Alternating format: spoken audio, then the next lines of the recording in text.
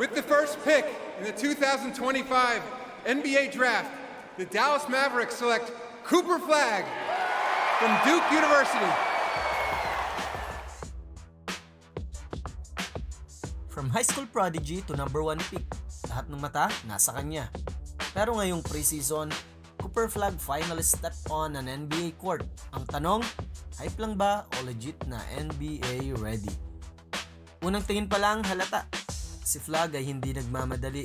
In just under 25 minutes per game is putting up 11 points, 4.5 rebounds, 2.8 assists, 1.3 steals at 0.8 blocks. All-around game agad kahit rookie pa lang. At ang maganda, versatile player si Flagg. Ginagamit siya ng Dallas sa big lineup. Minsan pa, point forward. Pero kaya nitong maglaro sa kahit anong posisyon. At kahit experimental, makikita na hindi siya naliligaw. Alam niya kung paano gumawa ng impact sa anumang role na ibigay sa kanya. Defensively, ito yung pinaka nakaka-excite sa kanya. May instinct sa blocks at rotations na bihira sa isang 18-year-old rookie. Laging nasa tamang pwesto at may hustle kahit off-ball. Hindi flashy pero team impact level. Yung mga ganitong plays, di mo makikita sa box score pero ramdam sa floor.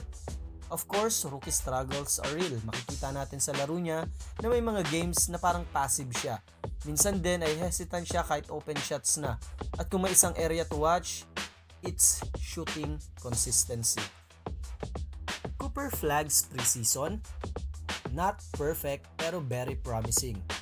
Ang mga ganitong players tahimik lang sa simula pero unti-unti mong mapapansin. Ito na pala yung foundation ng Dallas' next big thing.